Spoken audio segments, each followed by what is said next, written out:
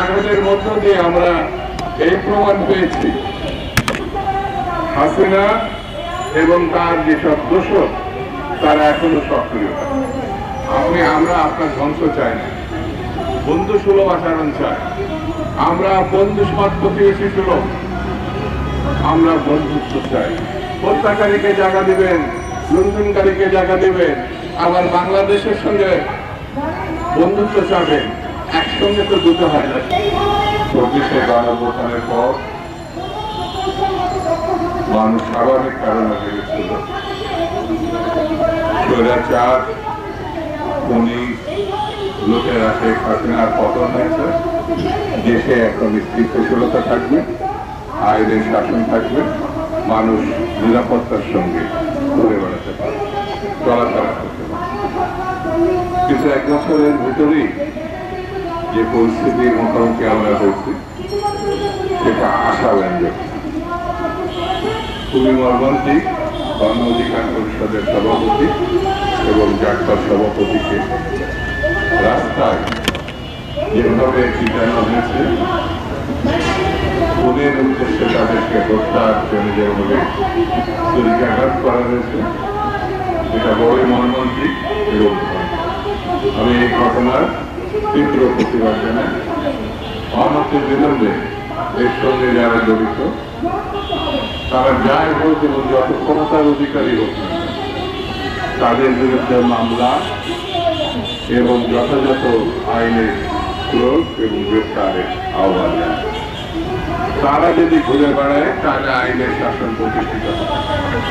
তারা যদি নিরাপদ, যারা এই খুনিদেরকে রক্ষা করছে, এই খুনিদেরকে মামলার বাইরে রাখছে, তাদের চলাফেরার স্বাধীনতা দিয়েছে, আর যারা 90-এর গণঅভ্যুত্থানে আত্মহত্যা দিয়েছে, কারাগারে গেছে, মামলা খাইছে, তারা আঘাতগ্রস্ত হবে, এটা তো চলতে পারে, এটা কোনোভাবে চলতে পারে। আওয়ামী লীগ 16 বছর ধরে মানুষের উপরে জুলুম করেছে। আওয়ামী লীগের সহযোগী জাতীয় পার্টি সেই জুলুমকে সমর্থন জানিয়েছে, তাদের সহযোগী ভূমিকা পালন করেছে।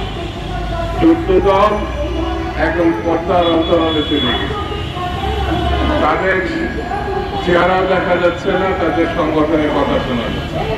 কিন্তু এই আঘাতের মধ্য দিয়ে আমরা এই প্রমাণ পেয়েছি হাসিনা এবং তার যেসব দোষর তারা এখনো সক্রিয়। হাসিনার বিভীষিকাময় শাসন আমরা দেখেছি, বাংলাদেশের জনগণের অর্থ লুট করার যে পরিস্থিতি আমরা দেখেছি, সেটা এর আগে গত 16 বছরে যা হয়েছে তার আগে 15 বছরের ভিতরে এই ধরনের লুটপাট, এই ধরনের গণহত্যা, এই ধরনের মর্মান্তিক পরিস্থিতি বাংলাদেশের মানুষ কখনো দেখে। তাদের যারা সমর্থনকারী, সহযোগী, পার্শ্ববর্তী একটি দেশ যাকে আমরা মনে করি গণতন্ত্রের হত্যাকারের সব থেকে বড় সহযোগী, তারা গণতন্ত্রের নামে বাংলাদেশে গণতন্ত্র হত্যার উৎসাহিত করেছে, গণতন্ত্রকে কবরস্থ করার উৎসাহিত করেছে। সেই শক্তিটার নাম হচ্ছে ভারত। আমরা মনে করি এই ভারত প্রতিবেশী দেশ বন্ধুর ছলে আমাদের সবকিছু, যেমন পানি আমরা সময় মতো পাই না, যখন পানি পাই সেটা তখন বন্যা আকারে দেখা যায়। কৃষক, শ্রমিক, ক্ষেত খামার, বাড়ি ঘর সব ডুবে যায়। যখন বাঁধ বন্ধ রাখার কথা তখন তারা খুলে যায়, আর যখন খুলে যাওয়ার কথা তখন তারা এটা বন্ধ রাখে। আমরা মনে করি সহজ এবং বন্ধু বৎসল্য প্রতিবেশী পাওয়া বাংলাদেশের ভাগ্যে আর না। এই কারণে আমাদের 3 দিকের বর্ডার ভারত, আরেক দিকে হচ্ছে বঙ্গোপসাগর। সেই জন্য ভারতকে বলবো, আমরা আপনার ধ্বংস চাই না, বন্ধু সুলভ আচরণ চাই।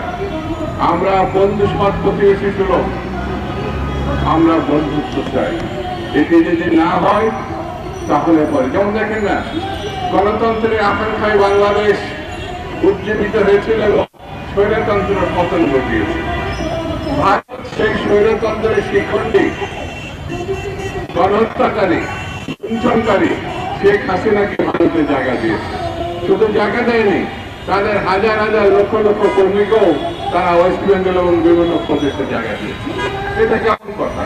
হত্যাকারীকে জায়গা দিবেন, লুণ্ঠনকারীকে জায়গা দিবেন, আবার বাংলাদেশের সঙ্গে বন্ধুত্ব চাবেন। একসঙ্গে তো দুটো হয় না, শত্রু নাই মিত্র।